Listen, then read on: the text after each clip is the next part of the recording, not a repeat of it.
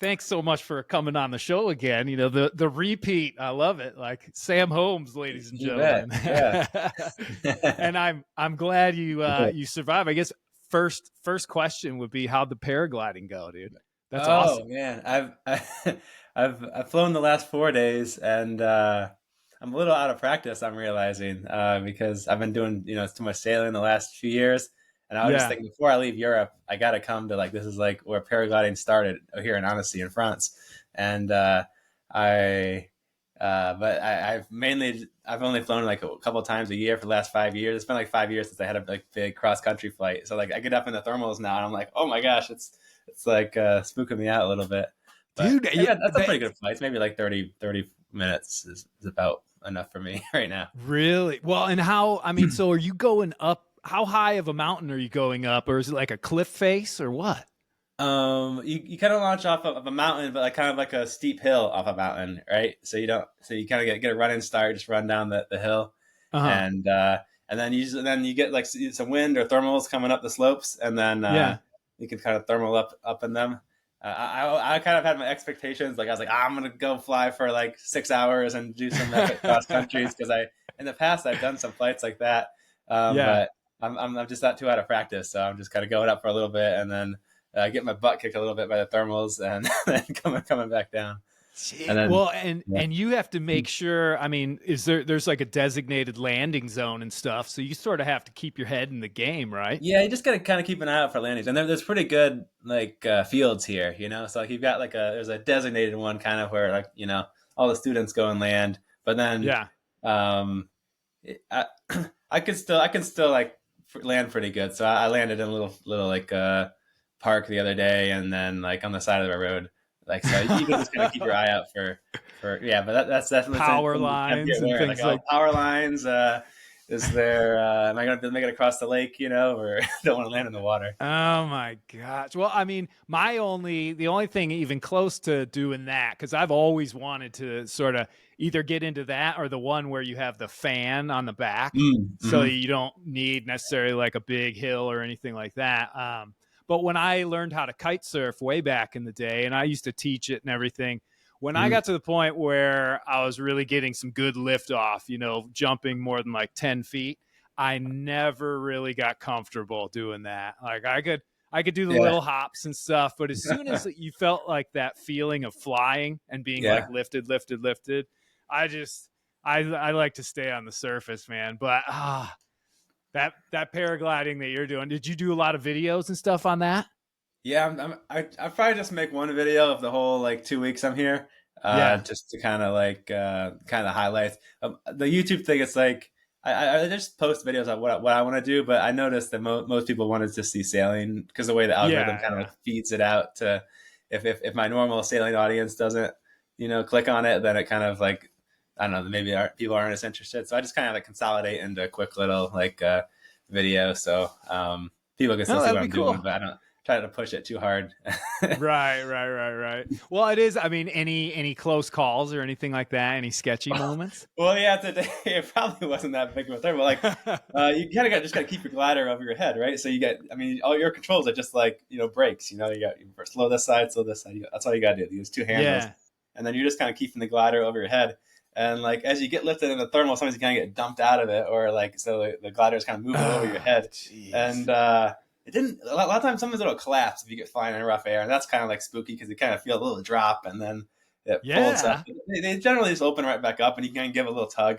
But it didn't collapse. I kind of was on it quick enough, but like it really started to like fly in front of me. Like I think it went, about straight down, and I kind of caught it, Oh. but I'm just a little bit slow on the reflex, because I'm not with it. But that it scared me pretty good. So maybe I'll just go fly out over the lake, get into some cleaner air, and think if I really want to fly more today. But that's kind of Oh the my middle of the day. You gosh. can kind of control like the air you fly in usually. So like Yeah. about like 1 to 3 p.m. Like the air has been heating up the longest, So and then it's you have starting the to go. strongest Yeah. thermals. Yeah. And I just kind of like, I'm trying to hike as much as I can too, because I feel like I've been kind of sitting on the boat being lazy, getting out of Yeah. shape. So I ended up like in the middle, the most, probably the peak time of the thermals, It's still not like the strongest month. I don't think it was like probably wasn't that big of a day, but I can probably maybe fly more in the evenings or in the mornings to have a little more mellow air. Because if you fly in Right. just like smooth air, it's just like you're just like cruising, and it's just like super calm, and you hardly feel any bumps, and you can just kind of soar back and forth and ride little pockets of lift. So it's just kind of like what Wow. the air you're in, just like sailing, Yeah. really, you know? Well, but that's what sort of scares me about the whole idea of doing that is, well, you get some cloud that starts to form when you're way up there. It's like a squall or something Yeah. coming in, and then, you know, it's one thing to deal with that on a sailboat, Uh-huh. and I suppose it's just because, we have a lot of experience dealing with that. But man, when you're in the air, you just the Yes. I mean, margin for error is so and like the small. weather here is just insane because I just hiked back up to get in my car, and right as I was closing the door, it just starts pouring down rain, and then just like hail everywhere, like just like within, it was clear an hour ago, and then I saw the clouds coming in, and then it's like I couldn't, if you were in the air with that kind of like Yeah. would What do not be you fun at do? all. You There just is got to there get down when you see it just coming. down. Yeah, Holy yeah, kind of smokes. keep an eye on like how things are progressing, so you can kind of spiral down, or Right.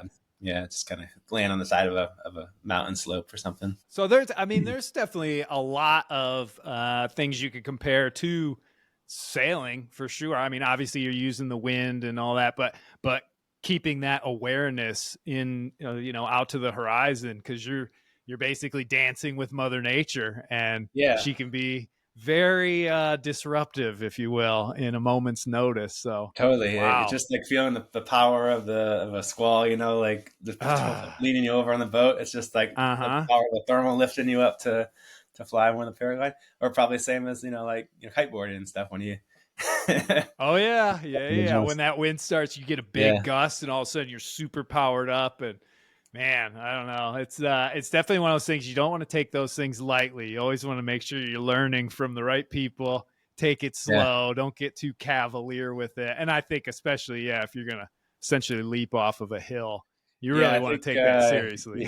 yeah. A lot. I kind of self teach myself a lot of stuff, but I did take a few lessons with the with the paragliding because Yeah, you just don't really uh, know I um, would think so. And what's going I on. guess my last question with that, I guess, would be: do you wear a parachute as well when you go up there, just in Yeah, it's case? not like the one the skydivers wear. It's just like a round one, like I have it on the. I guess sometimes it's in the back, or sometimes mine's on the front, and you Uh just kind huh. of can throw it if something happens really bad with the glider, if it gets tangled in a knot or something, and Yeah. then so then you'd come down with both the paraglider and the parachute too, but you got no steering with that, so I don't really.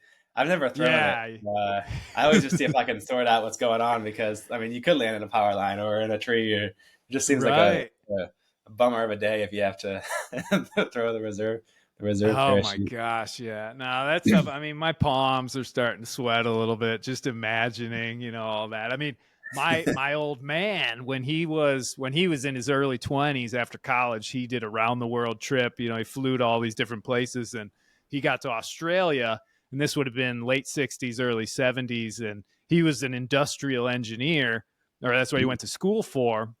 And that was when the huge mining operations in Northwest Australia really started kicking off, and they were desperate for anybody with that knowledge. So he ends up staying there. And one of his Oh, hobbies, because there's not a lot to do in Northwest Australia, was they would do hang gliding. And he oh, that's jumped cool. off like a 70-foot cliff.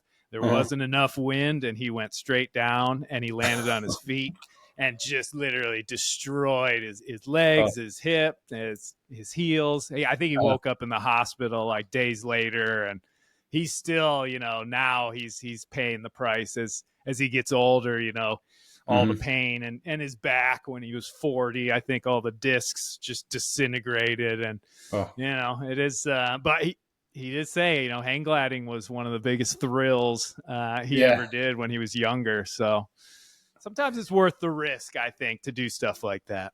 Yeah, I think so. Like, I mean, the experiences you get out of it. I did hang gliding too, but I haven't done that in a while. But they're both a blast, I think.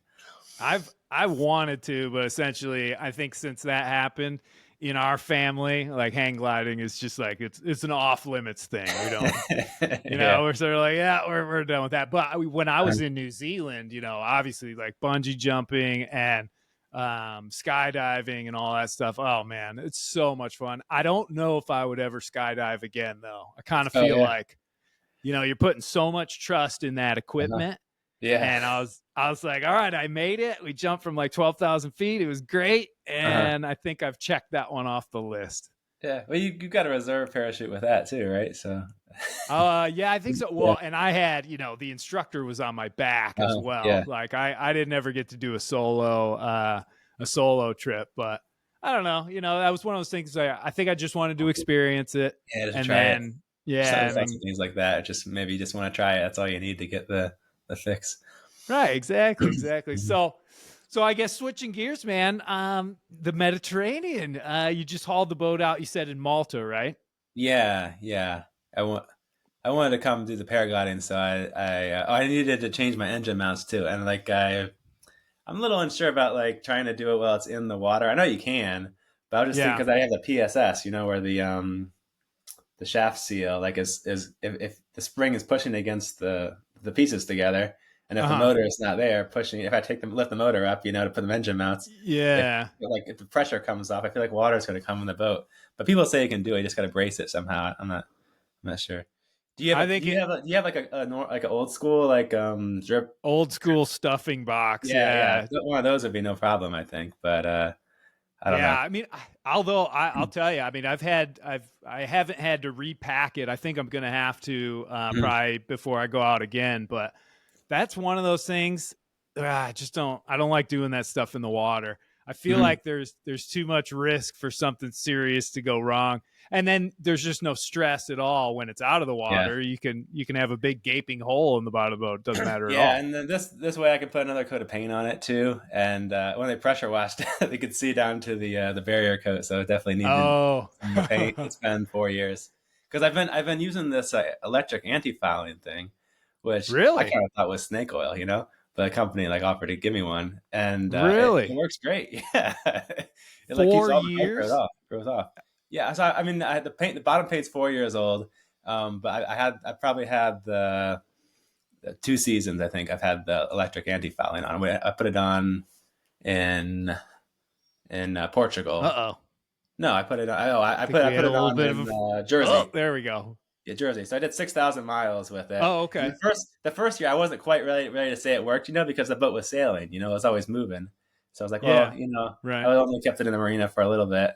But then I left it in Venice for like 5 months, and I mean, there were some little like black muscle things on the water line, Uh huh. but there was like lots of parts where paint was bad and things, and it was like there was no hard growth on it, just slime and the little stuff at the water line. So it seems to be working. I don't know. It's not. Wow. I think you need like a perfect comparison with the same paints. One with it and one Yeah. without it. One Okay, side. Yeah, like but that. I like mean, I I would buy it now. I think I always whenever anyone gives you something and you like it, you sound like a shill. But Yeah, yeah, right. Like, oh, here we go. How much of a cut do you get, man? Come yeah, yeah. on. No, they didn't pay me, but maybe I'll see if they can. Yeah, right. What's the stuff called? It's Hull Shield is the one that they Hull sent me. I think shield. there might be some other companies too making them, but I'm gonna write that that's the down. one I have, and it seems to work. It does make a little bit of a noise. You can hear it when you're swimming, which makes like sometimes I turn it off. I turned it off when I went through that Strait of Gibraltar with the killer whales because I didn't want to like piss them off. Attract any? Yeah, Jeez, yeah, I yeah. don't know. But yeah, so I turn it off if I swim in the boat. Sometimes if you can just turn Oh, it so on. you actually have to like it takes electricity to run it? Yeah, it just runs on like it doesn't use a whole lot of power, but yeah, it just plugs into the battery, and it's like a ultrasonic like sound, I guess, waves going through the No fiberglass. way. Oh. So it's not like an actual paint. No, no, no, it's an electronic thing. That's why it seems so kind of gimmicky, 'cause. Oh.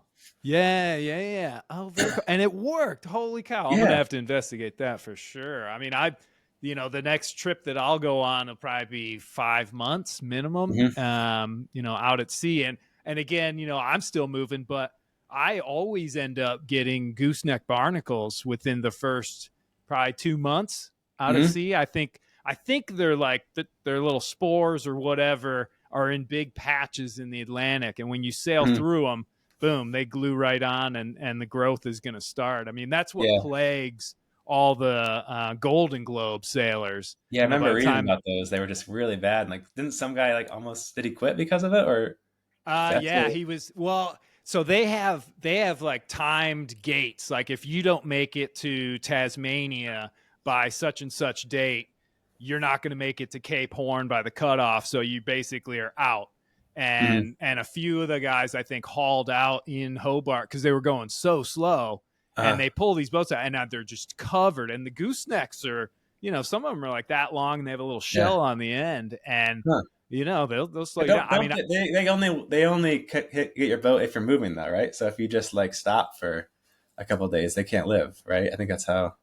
Is that Uh, I don't know exactly. I mean, when I hauled out, uh, most of them were gone, except for right on the water line and on the rudder.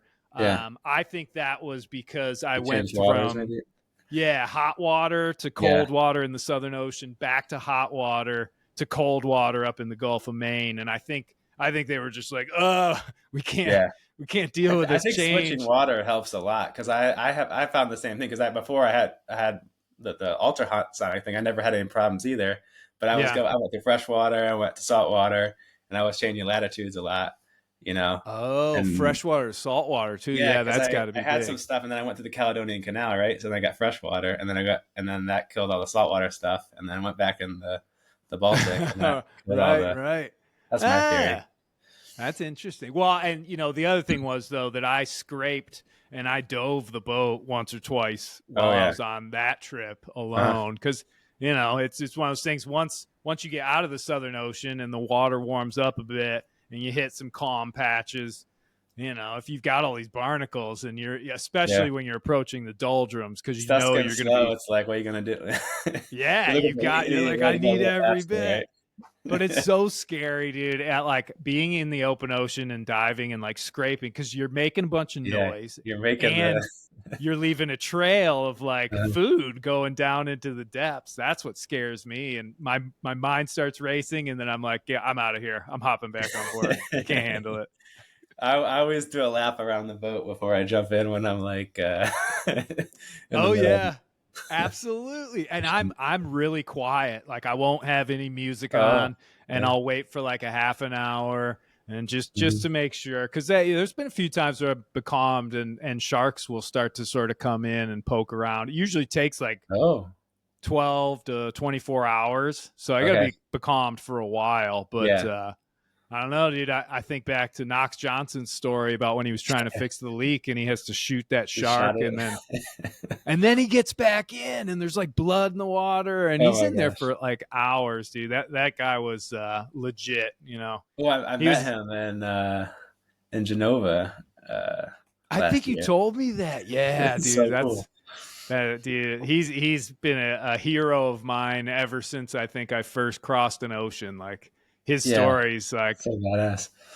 yeah, he's super. We can only hope to be a fraction like him, especially at his age. What he's got to be like 80. He's got to be 80, right? I think Yeah, something like that, I suppose. something Yeah, like that. And he's still probably just killing it. Like I yeah. don't know We were racing against each other. who won. There was no wind at all. It was a horrible, horrible race. We were Oh, just really? going around. I don't remember. Just say he did. I think we beat him actually. Oh, nice. Very good. Very good. Yeah, hopefully the only time I've ever reached out was I was trying to get permission to put his name in my book, and I had some stupid little form that the Uh, publishing company had given to me, and I wrote him an email and stuff. He's like, I don't have any time to fill out your little form, but you go uh, right ahead and do whatever you want. And I was like, nice response. I love it. yeah, Well, cool, man. Well, as far as the Mediterranean cruise and stuff, I wanted to ask you because yeah. I've been through there on a delivery. We went from Antigua to the Azores, Gibraltar, Sardinia, Palma, and then to Turkey and it was all just a straight shot. But one of the things, and I think it was just looking at the chart and everything while we were sailing through the Med, was Uh-huh. this, I don't know, it felt like you recognize all these ancient names and ancient towns, and there's the Aegean Sea and all that, and it Oh welled yeah, up these feelings of sailing in this historic place. All right, do you get yeah, that feel? Because you've been right in there, man. yeah. I mean, it's all those like ancient towns and stuff. There was some really cool one in Turkey, and it's like that's the. I mean, so where the Odysseus, did his whole like Yeah, like Odyssey, right?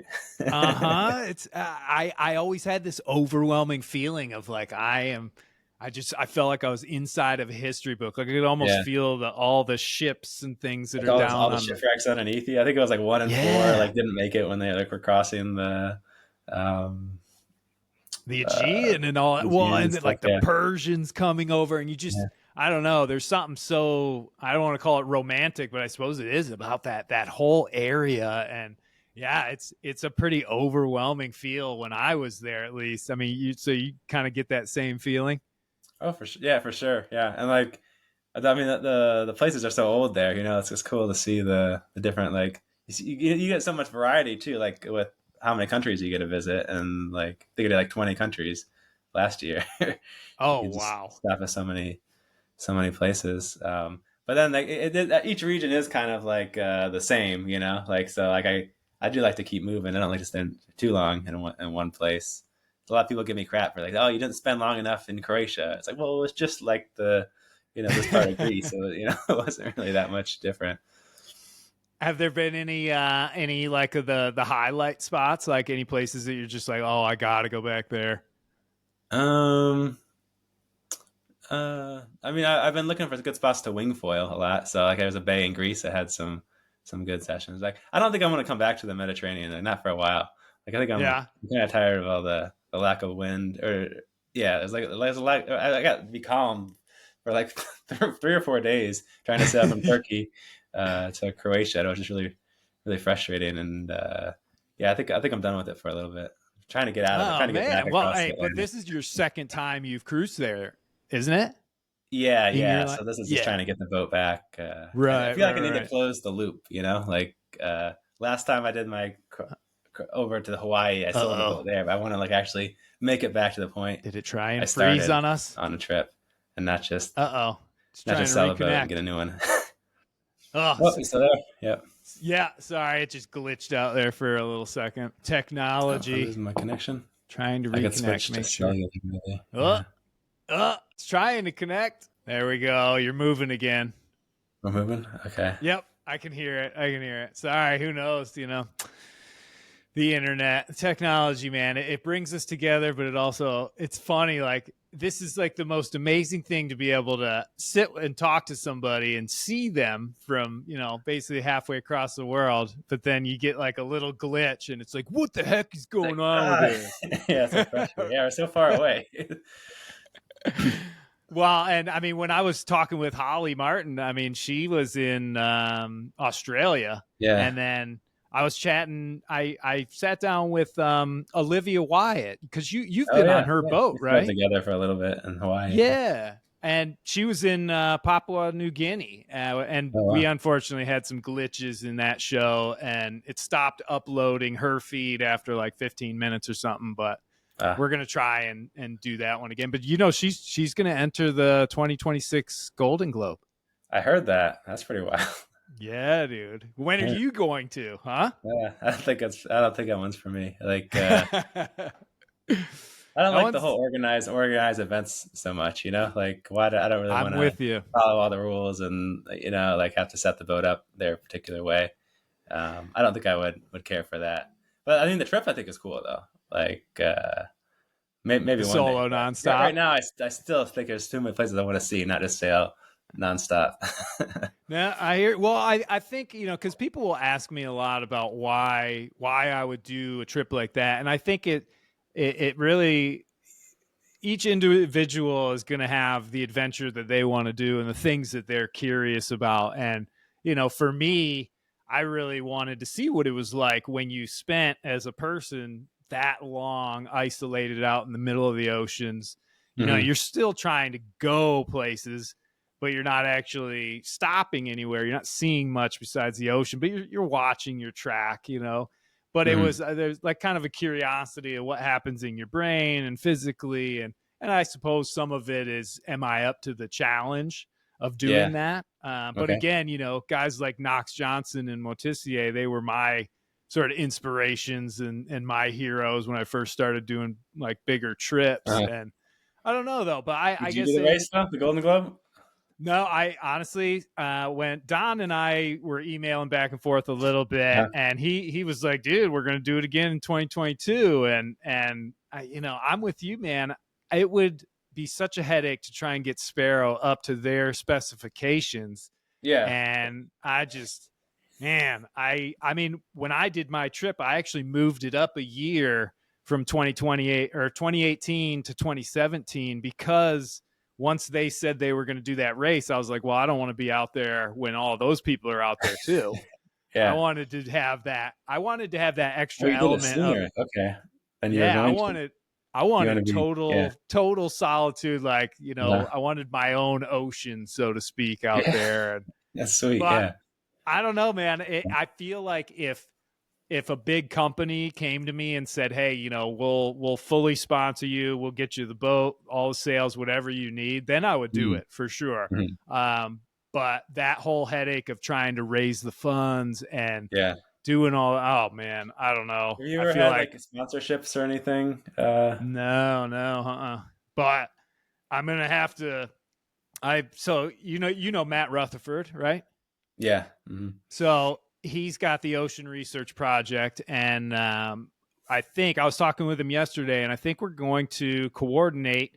And on this next trip, I try to do that figure eight of the North and South Atlantic, got turned upside down, broke all the stuff, whatever. And I want to kind of recreate and do that one and be successful this time. But we're Mm-hmm. also going to throw in doing data collection on the plastic garbage patch that's down in the South Atlantic, and teaming up with the Ocean Research Project so they can give me the gear I need to do all that.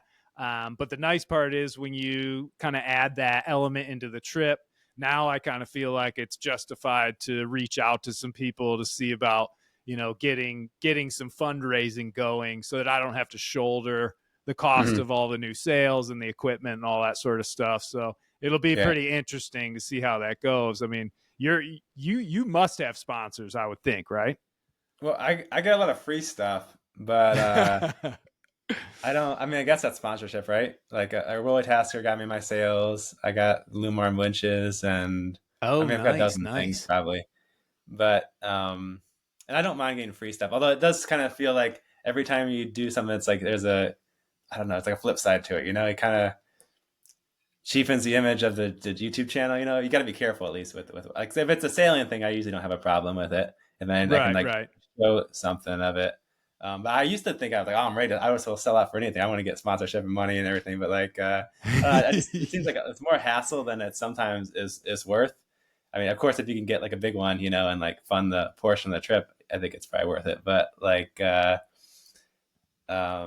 some companies are really easy. They're just like, yeah, like it's usually best if it's someone who just likes what you're doing, works at the company, Yeah. because that way they don't really want anything in return. They just like want to help you out. I want to help you out with an anchor or something like. Those are easy. Like, and then like Gil is great. They give me my foul weather year stuff. They never Oh, asked for. nice. They don't need it to be in a video for like 6 minutes and have you mention Yeah, this yeah. and put a link in the. Right. It's just they give me the stuff. I like it. I asked them what the stuff I want to get. And then I'd wear it. People see me wearing it, and like if there's someone like Sam Home Sailing wants to get a jacket, maybe they'll get a Gil one. I'm sure that it's good business for them. But then these other companies are like, oh yeah, we can give. What are you going to give us in return? Like, is it going to be like shown in the how many videos? And that's the stuff where it's like it's something that should be so simple will turn into like 40 emails back and forth. And I'm just thinking, wait, what am I getting for this? It's like this is taking so much of my time, and like Yeah, yeah. then when you finally talk about it, everybody will just like crap on you, like about like you're just like a shill and stuff, and Yeah, you kind right. of Like, feel like oh, one of them there's too.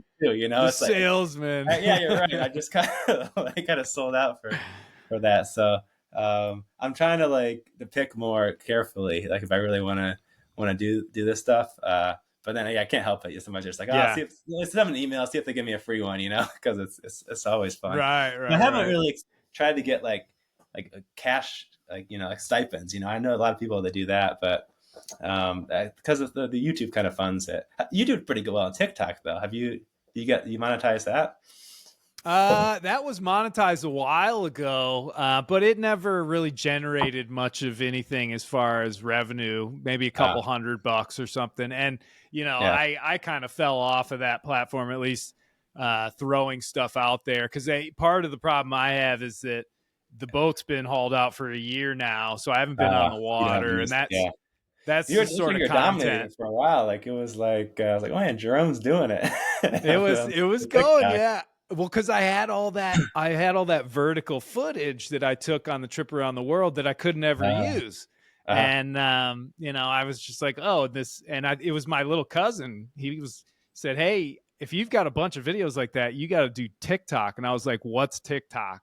that's yeah, how man. that's how out of it I was. But I don't know, that stuff's been a lot of fun to try and kind of grow those platforms and everything. And the game plan essentially for this next trip is to have Mm. Starlink so I can do real time updates and Oh all yeah. that sort of stuff. Yeah. And Have you used the Starlink on the boat yet? no, I haven't. And I debated, and I Mm. still am debating, because for me, part of Uh, that is like it takes inviting a the devil. Yeah. yeah, right. It's just like, dude, I'm going to have like serious rules about, I can upload stuff, but Uh, I cannot sit there and actually devour content yeah, myself. you I got just to go be into a out there. spiral. I think if you, I know, I'd have trouble with it if I have it. Like that's the thing about Yeah, sailing the Mediterranean. You always have signal. I can just sit there and watch YouTube for like, you know, right. few And days, that's, and then you just feel like garbage after the second day of that. And it's like I used to like these longer passages, and now I just hate myself. yeah, I totally get it. And it's just, I don't know, man, but I don't like disappearing for 5-6 months and then coming back and trying to like reinvigorate all the channels and everything, Hmm. because most of this stuff, it's not huge by any means, but it helps me with my primary focus, which is the speaking engagements and the corporate speaking stuff. And the Yeah, this stuff, it's like social media clout, just enough of it so that people are like, whoa, nothing like what you've got and everything. But I'm trying to just use it for other means to do that speaking. And if I can keep it slowly growing, great. But yeah, disappearing for 6 months and then coming back is tough. And I've done yeah. it so many times now that Yeah. You lose I the want to momentum. be able to share the experience, because if Uh-huh. we hook up with the Ocean Research Project, we're also going to try and hook up with a charity as well. Because in the past, we've raised money for the MS Society while we're out there. Because I've got quite a few friends that are dealing with that, and then this time I might switch over to something with like Parkinson's, because we've had some family members, in the past that suffered from that. And I don't know.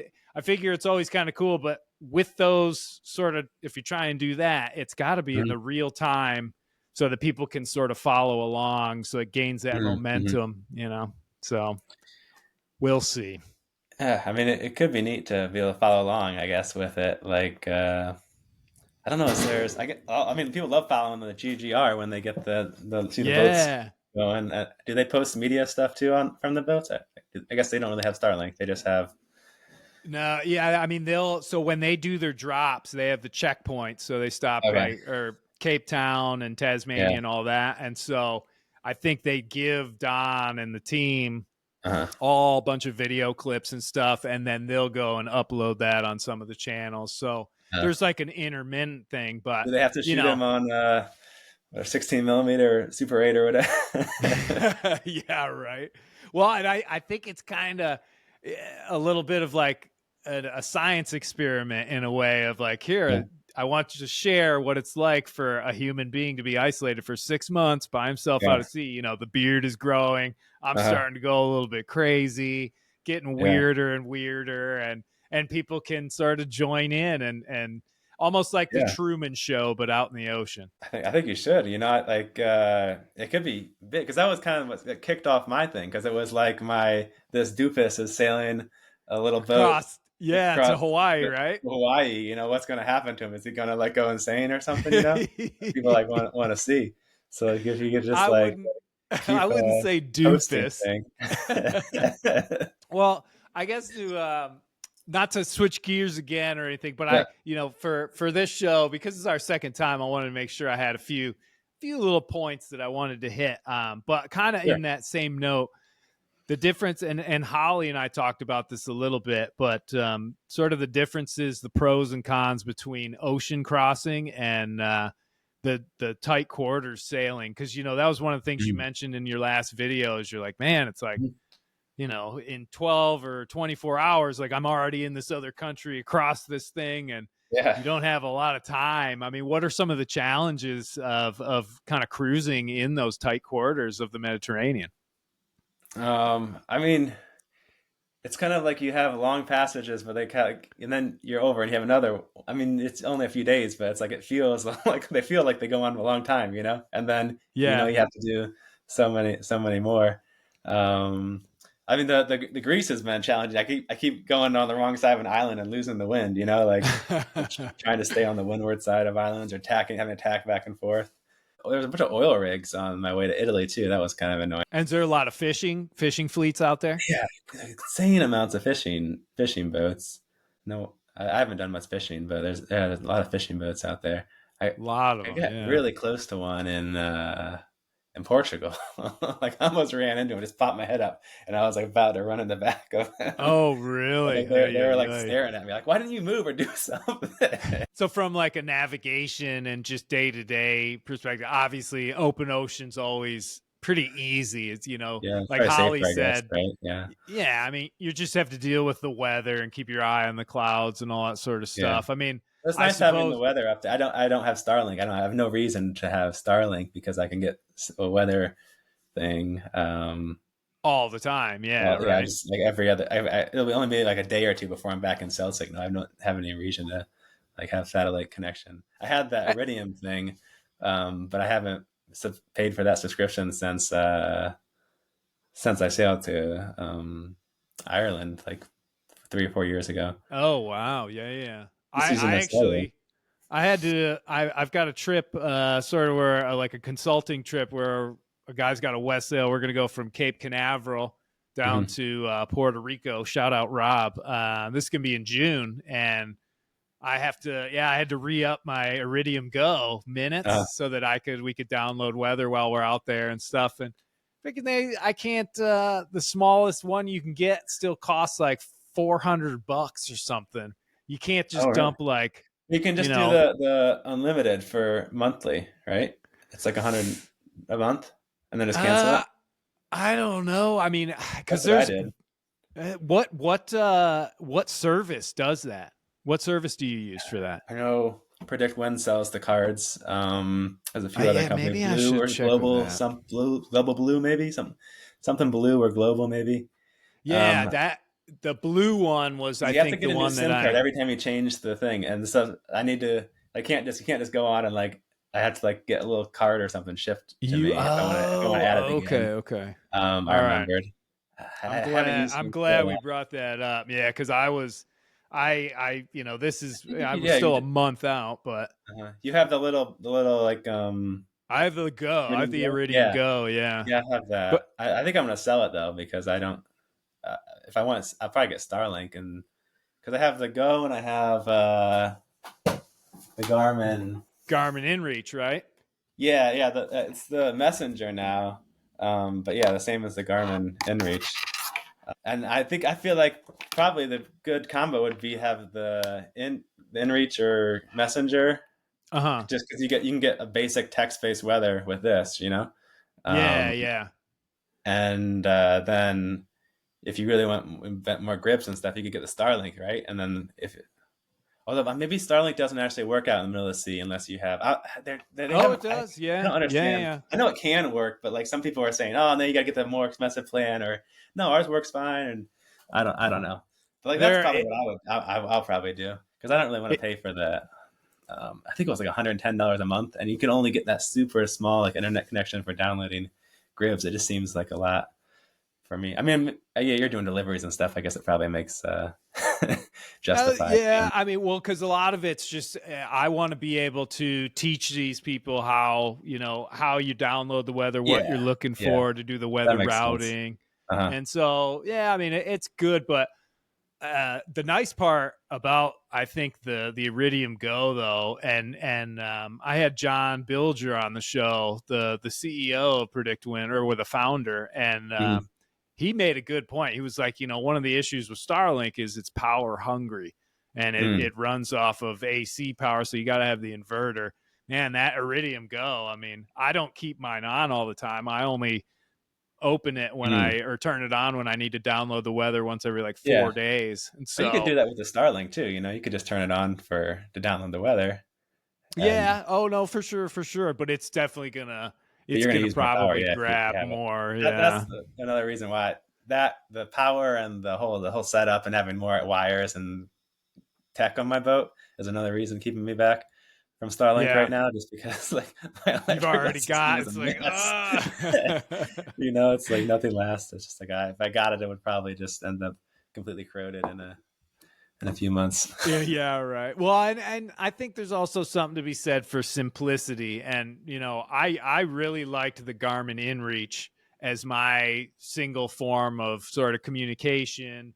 I didn't really use it just for the weather, though. I used that a few times, but I Yeah, that's always kind of what liked I use it. I'm, you I'm, I'm use it using for it that, more for messages, I guess, or tracking, and then the right? weather is just like, oh shoot, is it going to get worse or is it going to get better? That's kind of what I'll do. Put a point, Right, 50 right. miles in front of me, and then I can do the weather point there, and then. But yeah, usually I'm not like using it for weather, but it's good to backup to have, and it's I think it's oh, pretty cheap. 100%. 20 a I month, I we think. I Maybe it's think 10. I think it's 12, 10 or 12. for what? For like the I used unlimited the, stuff? the the lowest plan on the Garmin. I think it's $12 a month for the And Garmin you get what, image. like 20 or 40 You get texts or something like that? I think you get like 10 texts, and then you pay 10. It's only like, oh, is it? It's 50 cents a text after that. Right, And right. most If months I'm you not using it, because I have cell signal. But yeah. then the tracking points, you get a number of tracking points, and that's like 10 cents a tracking point after that. So that works out pretty good. Every month, some months I'll spend like $20 on it, but usually it stays at that $12 because I don't really use it. I just kind of have it there. Right, right. And then does that update do you have one of those map share pages? Yeah, I've got this map share. The Garmin one works, but there's this company that did this cool thing. They put a weather overlay like over your tracking points. But they Uh-huh. like I don't. I need to find a way to. They've gone out of business or something. They're still charging my card, and it hasn't worked Oh, for like two right. years, 2 or 3 years. It's driving me crazy. Dude, But yeah, that's yeah. So where you can see on my website, or I think if I don't have the broken one up there still. I always liked that interface that MapShare came up with, but it was just it was hard because I think you could only really share it out to a couple platforms or something. I don't know. Mm. That's where I start to get lost in the weeds when you want to share your experience, but there's so many different things that Yeah. passwords and accounts and subscriptions, and it all The has to be map share used to be melded good because together. you could have it on your Facebook or something. It's like when I think I, so. Yeah. but then I think Facebook changed something and now it took off It that doesn't do it. feature. Yeah. It didn't There work was anymore. one Now where well, it's so where I great was because everybody like has a Facebook, I think, and so they could see it. But then the MapShare website is pretty simple too.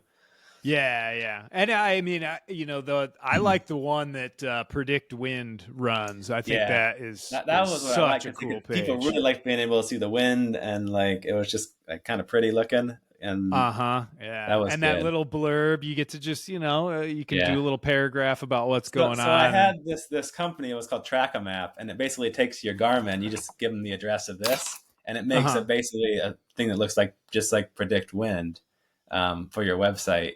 And that's what I Oh. had because I liked the way Predict Wind looked with the wind and the little blurbs and everything. Yeah.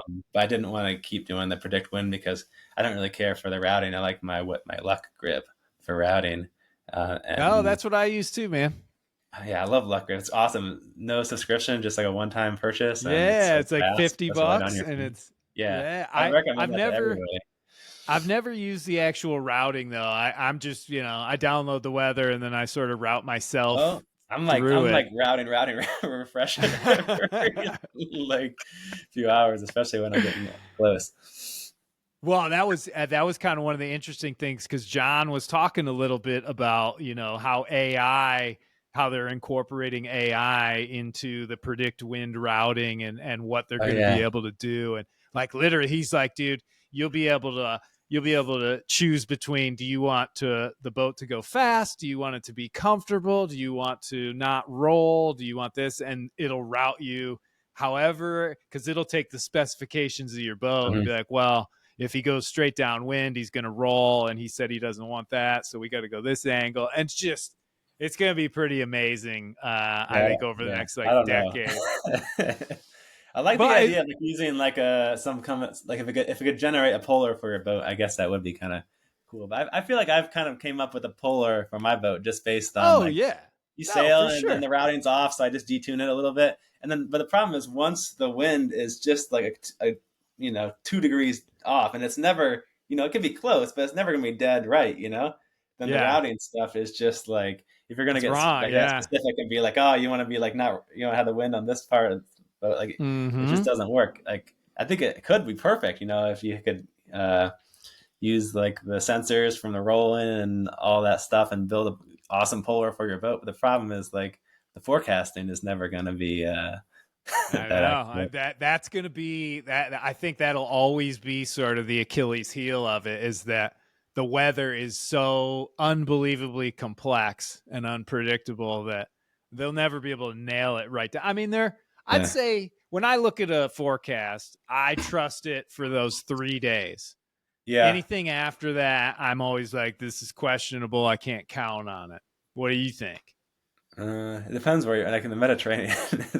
Italy was really bad. Like that.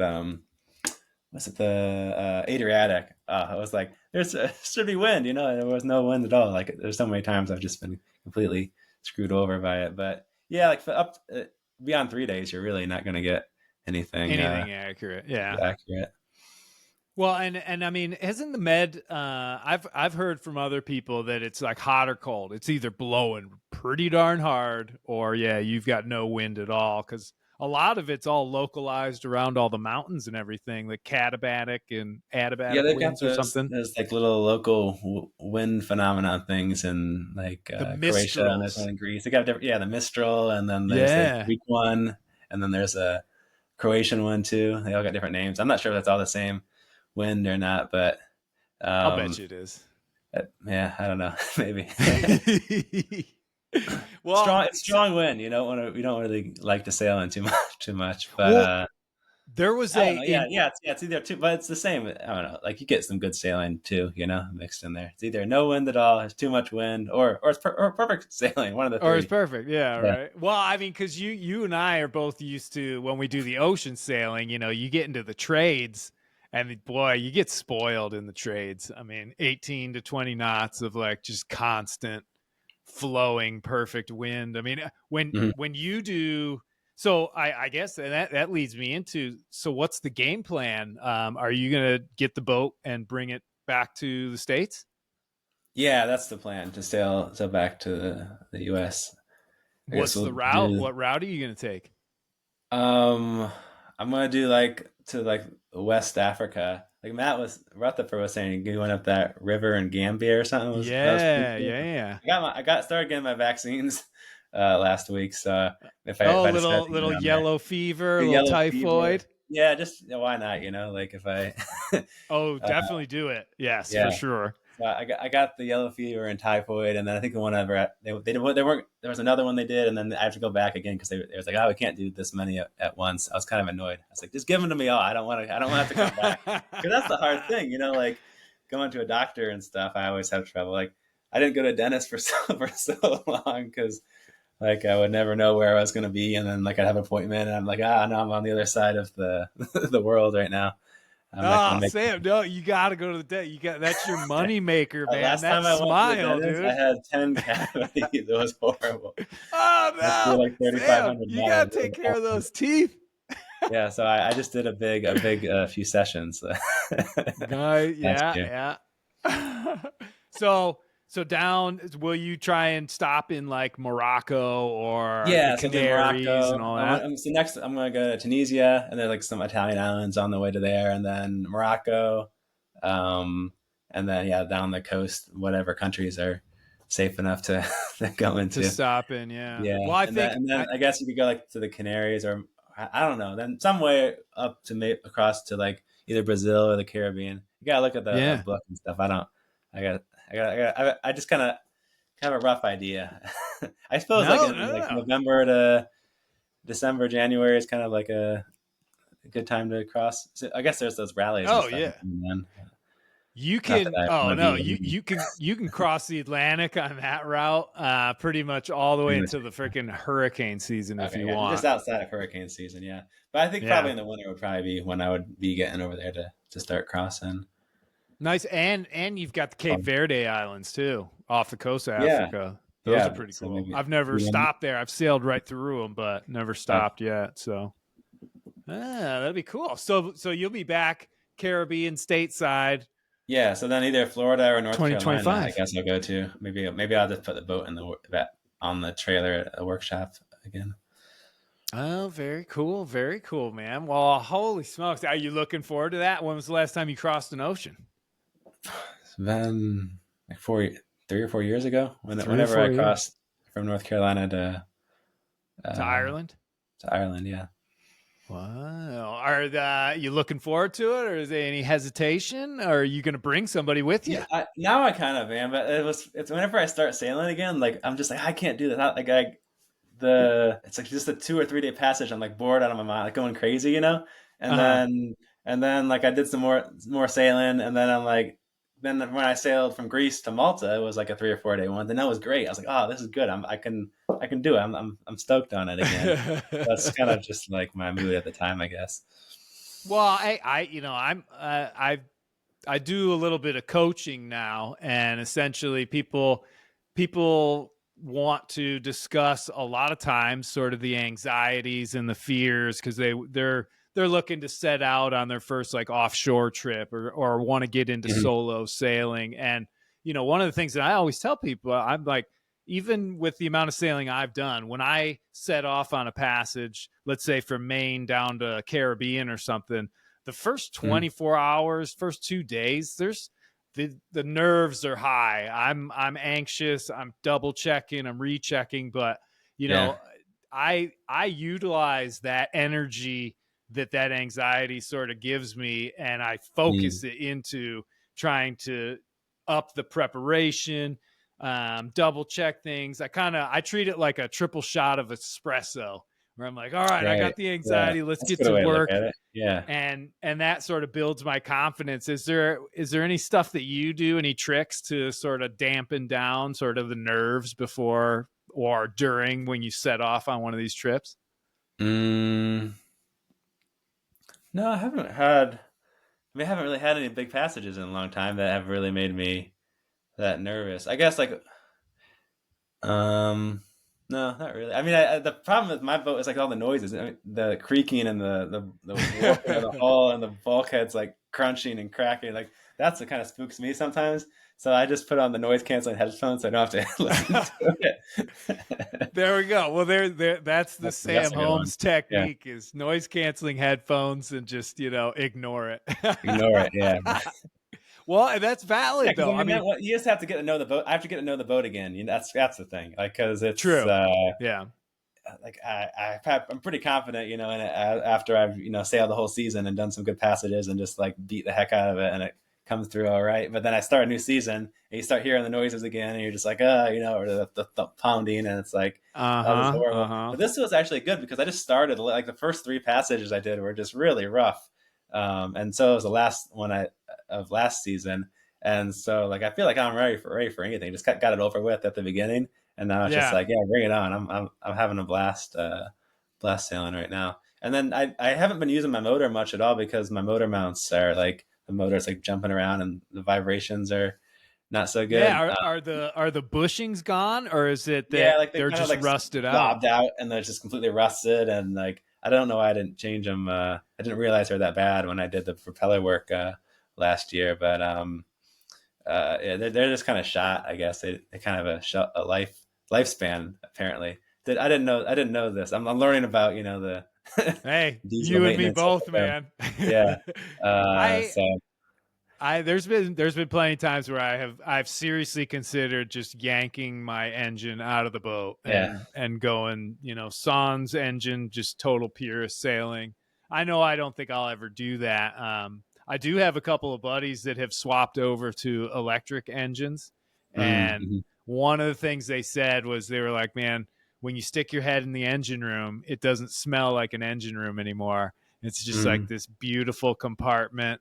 And it's Yeah. quiet and it's clean and there's Yeah, no like mine is oil. so gross. It's like even if you clean it, it's just like got so many. It needs to be like So rebuilt, dirty. like little salt Yeah. water leaking out there, and that's spraying on this, and that's like it's kind of a mess. I need it.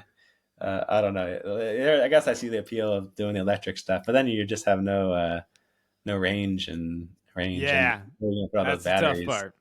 Yeah, yeah. I mean, there's always gonna be those give and take sort of pros and cons when it comes to almost everything in sailing, I think, or dealing Mhm. with the boat. Like, you take a boat like a West Sail 32, and yeah, it can handle huge seas and just terrible conditions, and it can handle it for a long duration. Yeah, But I'm going to be doing 5 knots on a good day, and that's all I'm going to get. Or if there's head seas and they're choppy, I'm in a hobby horse. And so I Mhm. think there's always that back and forth, and you just find out what style you like and what you're willing to put up with, and you just go with that. yeah, totally. Yeah, it is. It is. I love sailing. There's so many dynamics to it, and but there is, I guess this would be a good question to sort of wrap things up with. So Okay. now, I when we're out sailing, especially doing the ocean crossing stuff, there are these beautiful times and things are absolutely amazing. The stars, sunsets, whatever, you catch a fish, it's great. But there is a lot of suffering and discomfort and times where you're like, I would rather be anywhere else than on this boat right now. This is just the worst. What am I even doing? Do you think that suffering is a good thing when it comes to the other stuff, the joy and everything? Do you think they go hand in hand? I guess you could say that it makes the like you appreciate the times when you're not suffering more. Although I think I'm trying to eliminate as much suffering as I can, like on my boat, just little by little, like closing off the leaks and stuff. I'm tired of getting just salt water dumped down my companionway. Oh, We'll see. that's the worst, man. I honestly, a lot of times I feel like my mission when I'm offshore sailing is Yeah, to avoid getting splashed by salt water at all I know. costs. It's like I'm afraid of it. It's gonna melt me.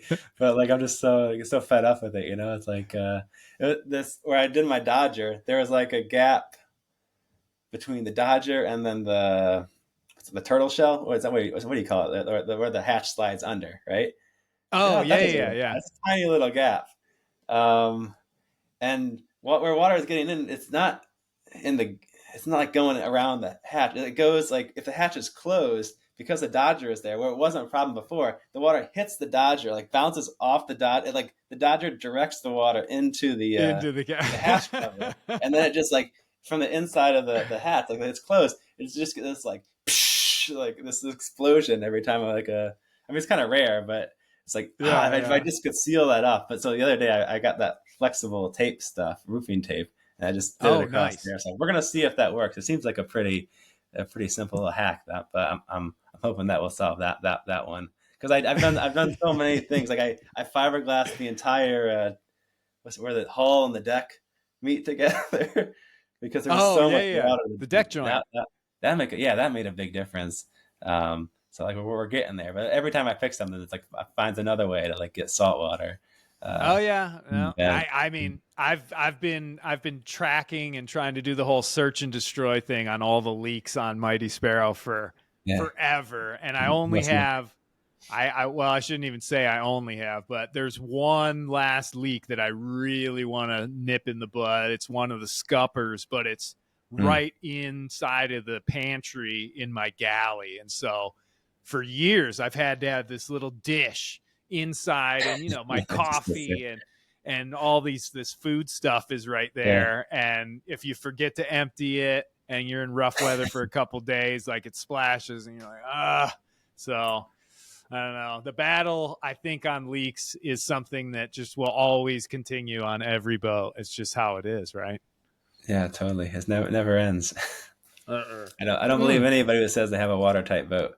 It's a, No, you know what though? I think when boats get up to like the 100, 150 foot range, I feel like um, those boats are usually but maybe you're pretty. like separated enough from the water at that point. They're Yeah, probably leaks. yeah, They just they're don't high get enough. through the I don't know what they have, drywall or whatever. Yeah, I can only Yeah. imagine. I feel like the Maltese Falcon probably doesn't have too many leaks on it. I could be wrong. Who I bet knows? it's Who got knows? some.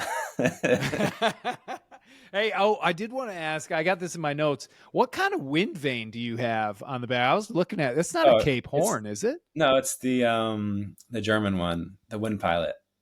Oh, it's a wind pilot. Yeah. How's that work? Is it pretty good? The first one I had was good. I bought that new. I got the smaller version for my last boat. Uh huh. This one I got secondhand, and I kind of like it was missing some pieces that I made myself, and so also it hasn't worked quite as good as my other one, but it does work. Like I use It it does work. mainly. Yeah, but I think I got to like, dial it in more, and there's like too much play in my chiller too, so maybe that's probably another problem. I'm working on fixing that in the boatyard now. Um, Oh, nice. but yeah, it works pretty good. I think that's probably almost as good as the Monitor or the Cape Horn or I heard the Cape Horn was like it has a lot of friction with all the different like routing you have to do for that Well, one. So I like yeah.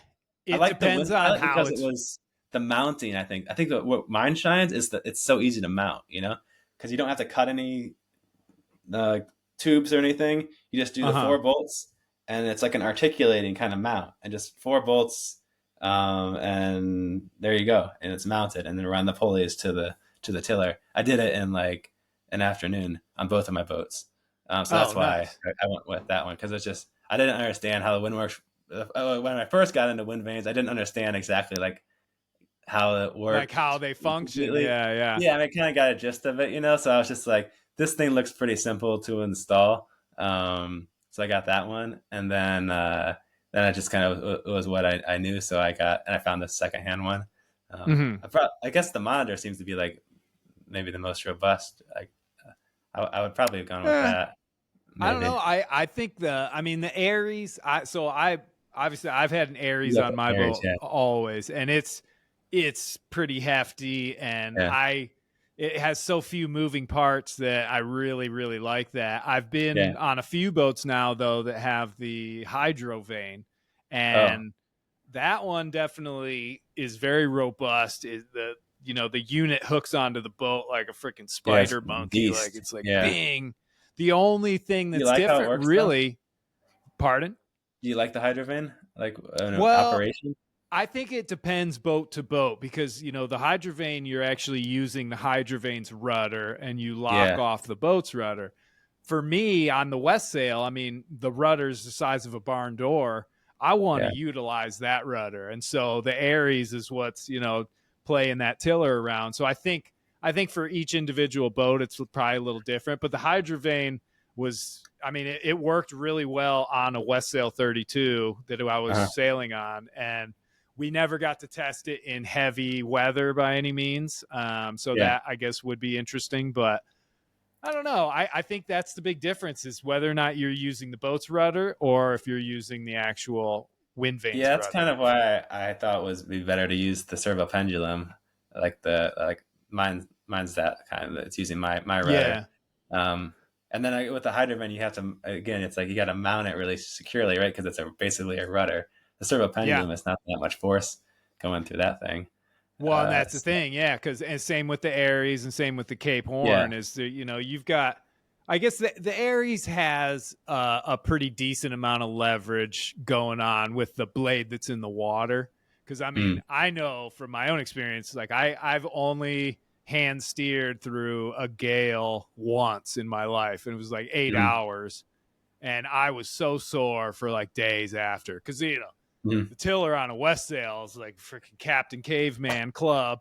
It's Yeah, so that's heavy. You're big. using two hands, and oh my gosh, that was That'll a wear you out. nightmare. Yeah. Yeah, my Oh, I my tried wind using my vane. series drogue in last year, just to Oh, really? give Is that the one give with that a all the try. little tiny Yeah, all cups? the little cones. I made it Yeah. myself. Oh, It, you it worked. did? It worked pretty good. Yeah, slowed it down a lot, and it points the Really? boat just points the boat downwind, and then Uh huh. it wasn't like huge conditions, but it was like what, the 40 knots or something, and the waves were kind of steep, because of where I was. So I was like, yeah, let's give this a try, because I didn't want to. I kind of wanted to. I had a lot of room, I wanted to slow down anyway, not really get there too soon. Uh So that huh. was kind of interesting. I want to at least try it in some kind of wind before I had to use it one day, or if I decide if I don't want to use it. So that was kind of cool. Oh, absolutely. I mean, Have and you that's do you use warps or parachute sea anchor, or you never use any? no, I typically if I need to stay stationary, I'll hove too. But I Oh, do cool. have about 300 feet of I think it's like 1.5 inch like old hemp, like Big anchor thick, yeah, warp. yeah. Yeah, and my Mhm. plan for the Southern Ocean, if things Uh-huh. got way too out of control, was to drag that with an anchor on it. I just Uh-huh. with the wind vane, I'm always afraid that if there's with a sea anchor or a drogue, Yeah. there's too much like if Yeah. slack So gets in a lot it of and it force on it. wraps around it. Yeah, and it could because I That think was that one because happened. I left the wind vane in when I deployed it, and then Mhm. I have a bridle off the back, and it like I think the It wave got lifted under. enough underneath it. Yeah. But then it Yep. ended up being fine because it just popped it out, and I said, "Oh, let me just secure that because the rudder flips up on the side." Yeah, No, so but if they tried to still, pull it the wrong way, that'd have been well. Actually, it's okay if it right. goes the wrong way. It just kind of mangles up this thing I can replace.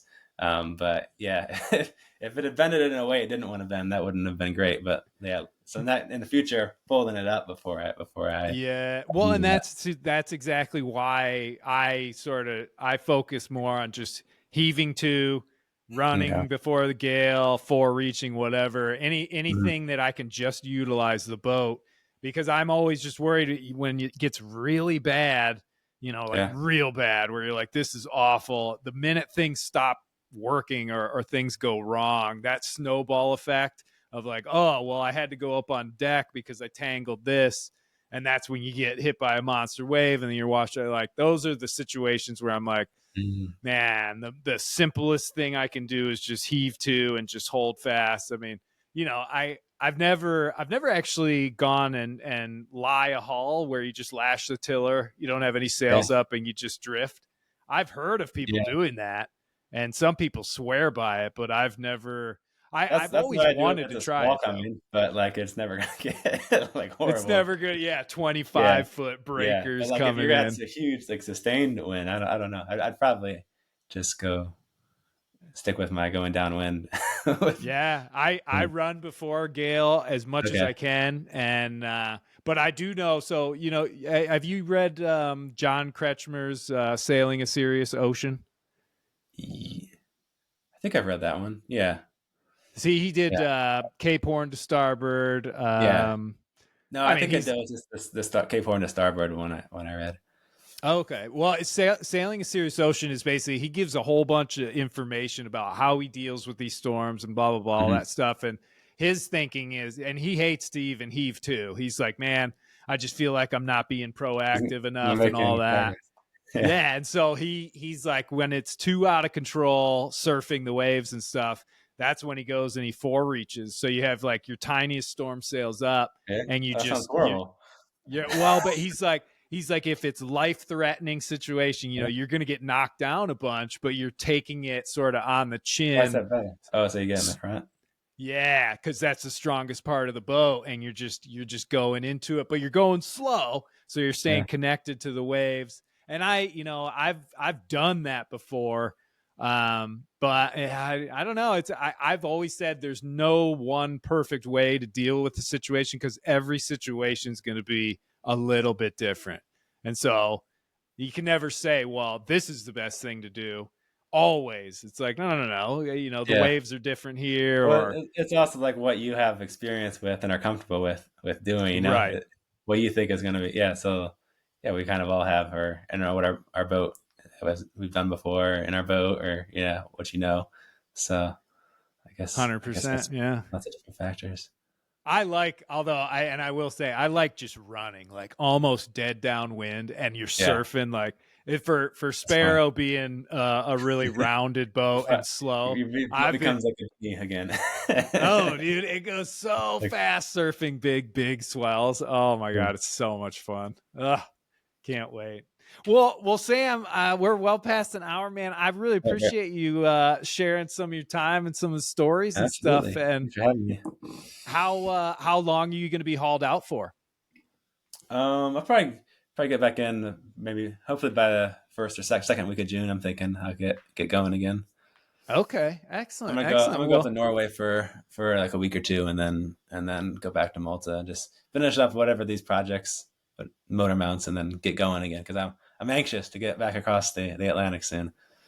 very cool, very cool. Well, and I know everybody's gonna be looking forward to the videos because you do a fantastic job. I think probably the best at really giving a very authentic picture of being out there and adventuring, whether it's in the Thank med you. or it's going across an ocean. It really is. It's great, and I know most people that I talk to that are big fans of yours, myself included, all say it's your positive attitude, that they really like and enjoy, and so you got to just keep it up, man. It's great. You do a great job with the whole channel. It's fantastic. Oh, thanks. You bet. We'll keep it going. Sounds good. Thanks for coming on the show. And